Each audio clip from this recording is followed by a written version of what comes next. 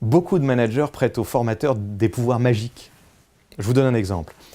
Durant l'entretien annuel, un collaborateur annonce à son manager qu'il n'arrive pas à gérer sa charge de travail, ce qui explique qu'il n'ait pas pu atteindre ses objectifs cette année. Charge de travail, gestion des priorités, gestion du temps. Le manager inscrit son collaborateur à un séminaire de gestion du temps. 2 jours dans une salle avec un expert qui va lui expliquer les objectifs SMART, la matrice d'Eisenhower, les principes fondamentaux de planification, et hop, le tour est joué. Le manager, d'ailleurs, s'attend à voir revenir son collaborateur comme touché par la grâce. Il va atteindre 110% de ses objectifs en partant tous les soirs à 17 h. Soyons sérieux. Qui peut raisonnablement penser qu'il est possible de changer des comportements et des habitudes de travail en 2 jours?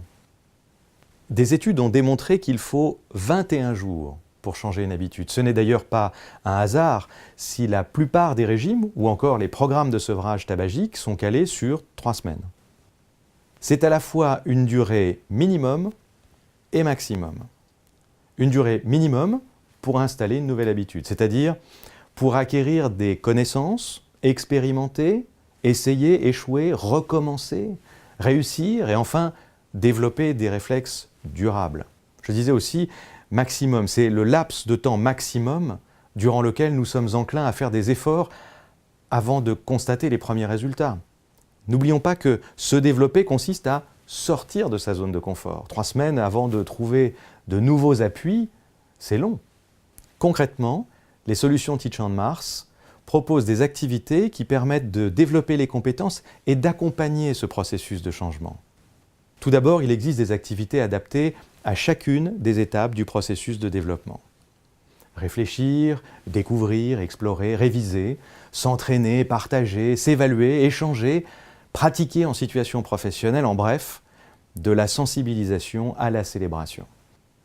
Ensuite, pour que l'apprenant ait envie de prendre du temps, ces activités se doivent d'être aussi agréables qu'utiles.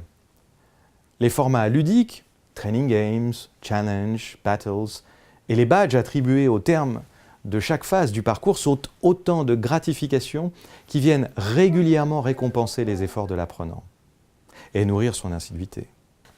Il est essentiel qu'en cas de questions ou de difficultés, l'apprenant puisse recevoir toute l'assistance dont il a besoin. Grâce aux fonctionnalités sociales, il reste en contact avec le groupe et avec le formateur. L'avantage majeur du mobile learning est précisément d'être mobile. Du coup, la formation, c'est quand je veux. C'est surtout quand j'en ai besoin. Lorsque j'ai une question, la réponse est certainement dans ma poche.